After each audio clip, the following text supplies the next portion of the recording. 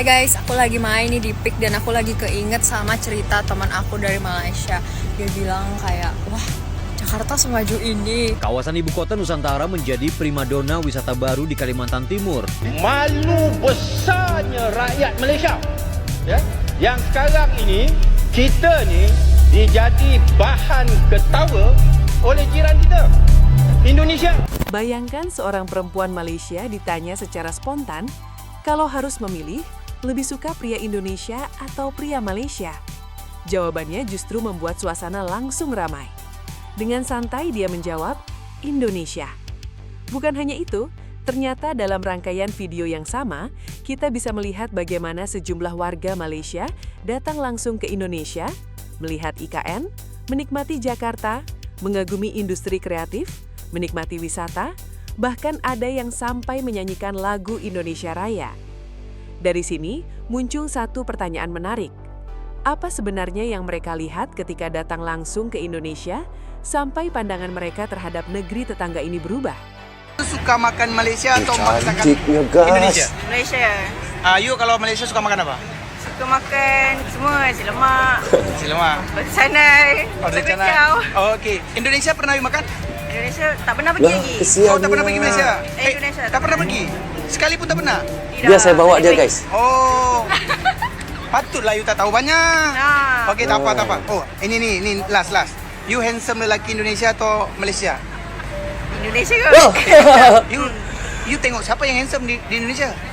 Refa Hadi, Randy Pangalila. Oh, yeah, Wow. good. Yeah, kamu kenal Dia dia? suka artis Indonesia. Okay. So, Malaysia kenapa? Malaysia handsome ke? Tapi taste Indonesia. Okay, Yo. siap, Mak. Thank you ya. Okay. So, this video for my YouTube, okay? Okay. Bye. Sekarang ni saya berada di Jakarta, Indonesia. So kalau korang tengok kat Jakarta, Indonesia ni memang maju habis weh. Banyak bangunan tinggi-tinggi. Jalan raya dia pun cantik. Cantik jalan raya dia. Jalan dekat sini memang cantik. Dari segi susunan jalan. Lepas tu laluan bas dia kat tengah nampak. Ni laluan bas dia. So maknanya dari segi public transport dekat Jakarta ni memang efisien. Paling menariknya, orang-orang muda dekat sini semua kerja bagus-bagus. Peramah, lepas tu nampaklah keikhlasan mereka bekerja. Pergi mana-mana, semua ada polis. So kadar jenayah kat sini pun tak tinggi dah. Dan ramai juga orang Indonesia yang kaya-kaya kat sini. Kereta Alphard, Velfire, Honda, Toyota tu kereta biasa je. Kita kalau kat Malaysia pakai Toyota, pakai Honda, dianggap orang kaya kan? Dekat sini Toyota ke Honda ke kereta common. Nampak gayanya negara Malaysia ni dah banyak ketinggalan dah. Bulan Oktober ni akan ada kereta api laju. So rakyat dah boleh pakai dah kereta api laju. Dan yang paling menarik dekat Indonesia ni, tiada isu perkauman. Orang Cina, orang India ataupun apa-apa bangsa yang ada dekat Indonesia ni semua bercakap Indonesia. Baru betul satu Indonesia. So selepas diturunkan dari bas tu, kita akan dihantar betul-betul di tengah-tengah ibu kota Nusantara ni. Adalah beberapa bangunan yang boleh digunakan untuk musola, tandas, untuk berehat, dan yang paling penting adalah ini, mercu tanda Indonesia yang baru, Istana Garuda.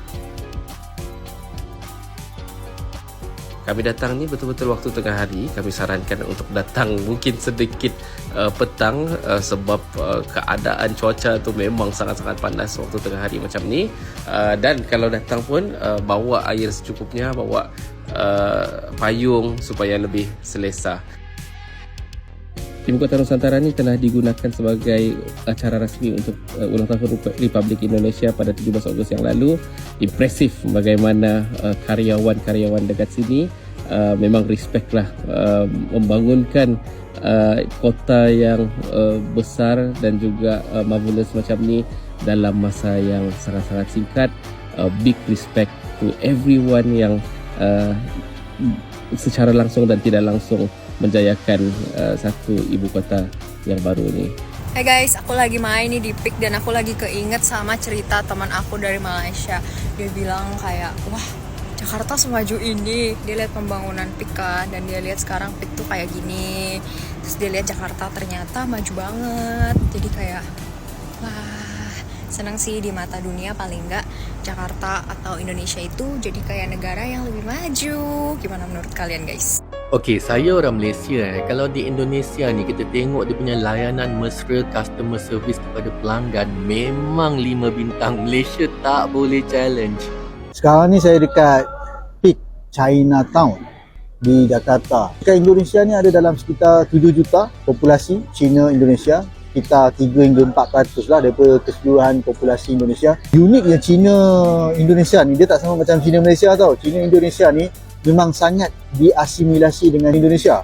Dia ibarat Cina Kelantan. Dekat sini memang orang Cina cakap dalam bahasa Indonesia lah. Ramai juga dalam kalangan mereka ni yang tak tahu bahasa Cina langsung. Mereka hanya cakap dalam bahasa Indonesia. Muka memang Cina. Muka memang Cina habis lah macam Cina Malaysia lah. Tapi memang asimilasi dengan penduduk pribumi dekat sini. Kalau dekat luar mereka cakap bahasa Indonesia lah. Tapi dekat rumah mereka boleh cakap dalam bahasa ibunda mereka. Nama mereka pun ada 2 tau. Versi Cina, ada yang nama versi Indonesia. Ya, beza kan dengan Cina di Malaysia. Sebab konsep yang kita pakai di Malaysia tu integrasi. Tapi di Indonesia dia pakai konsep asimilasi. Kalau korang datang ke Jakarta, korang kena lawat Peak Chinatown ni. Ada yang halal, ada yang tak halal. Ada bahasa Cina banyak nampak. Tulisan Cina boleh, tak ada masalah. Lagu pun lagu Cina. Tahniahlah pada kerajaan Indonesia sebenarnya ya, daripada zaman Soekarno tu sebab berjaya mengasimilasikan ke semua penduduk negara mereka tanpa diskriminasi lah. Jadi ini satu perkara yang baik lah. Saya melihat di Indonesia, kadang-kadang orang hanya teroja dengan kepimpinan di Indonesia. Ya, saya akui Jokowi antara pemimpin yang hebat, yang melakukan perubahan-perubahan, dan hari ini Indonesia melonjak jauh ke hadapan berbanding dengan pencapaian dalam negara kita. Tetapi di sana harus kita ingat, kenapa boleh jadi begitu? Dia jadi begitu kerana rakyatnya benar-benar merdeka. Kerana kebangkitan rakyat. Rakyat bangkit menghukum pemimpin-pemimpin yang belot, yang khianat. Rakyat bangkit. Rakyat bangkit menolak kleptokrat dalam negara mereka. Rakyat bangkit menolak perompak-perompak dalam negara mereka. Akhirnya, dia melahirkan pemimpin-pemimpin yang takut kepada kedaulatan kuasa rakyat. So, macam mana komen kau dekat Indonesia pula sekarang ni? Indonesia, aduh, secara jujur lah, ni channel Tok Ayah Channel saya jujur, diorang jauh lah sebenarnya dari semua segi lah. Dari segi konten diorang, dari segi support, dari segi appreciation terhadap karya diorang, especially daripada luar negara. Kadang-kadang bila saya tengok diorang bekerja kat sana tu jealous juga kan, sebab cuma mungkin mereka dapat lebih banyak attention lah. Itu yang membuatkan mereka jauh daripada kita lah. Dan mungkin sebab production normal ramai, jadi idea-idea diorang tu lain dan banyak. Jadi masing-masing compete untuk menghasilkan cerita yang baik. Itu bagi saya sangat baik lah sebab ada competition yang sangat baik kan. Kalau kat sini kita punya pool of talent tu memang kuat, cuma dia kecil je berbanding dengan Indonesia. Dan Indonesia tu kalau seorang keluarkan cerita action, mungkin ada 10 lagi production lain yang keluarkan cerita action. Kalau kat sini mungkin setahun sekali baru ada cerita action. So persaingan sihat kat sana tu yang membuatkan mereka lebih advance lah. Itu yang saya nampak lah kat sana. Aku dengar cakap orang kata lah kalau dekat Indonesia pelakon filem dengan pelakon series ni dia ada macam ada gap dia, orang kata lain dia punya cara orang dia. yang berlakon filem dia tak berlakon Dia rasanya persepsi dia orang yang berlakon filem jarang berlakon sinetron. Dan juga dari sinetron jarang pindah ke filem sebab dia dah memang stuck kat bidang sinetron kan. Tapi ada je yang crossover bang, ada yang crossover, cuma jarang lah. Kalau sinetron kat sana tu memang sebab dia punya kerja dia tu kan gila juga. So memang orang tak ada masa untuk buat filem. Kalau filem tu pula, kalau kita dah start kerja satu filem tu, kau kena spend 3 bulan untuk filem kan. Memang tak ada masa nak buat sinetron lah. Kalau sinetron dia kerja hari-hari. Memang boleh nampak jugalah kalau kita jumpa dengan pelakon ni, oh dia ni pelakon filem. Jumpa pelakon ni, oh dia ni pelakon sinetron. Adalah dia punya cap label tu nampak lah. Ini nih orang Malaysia, fasih lagu Indonesia Wow. Raya. Indonesia Raya, merdeka, merdeka, tanahku, negeriku yang ku cinta. Indonesia Raya, merdeka, merdeka, hiduplah Indonesia Raya. Wow. Inilah Indonesia yang mereka temukan setelah datang langsung. Indonesia yang beragam, Indonesia yang terus berkembang, Indonesia yang memiliki budaya kuat, wisata yang luas, industri kreatif yang besar, dan masyarakat yang membuat banyak wisatawan merasa diterima.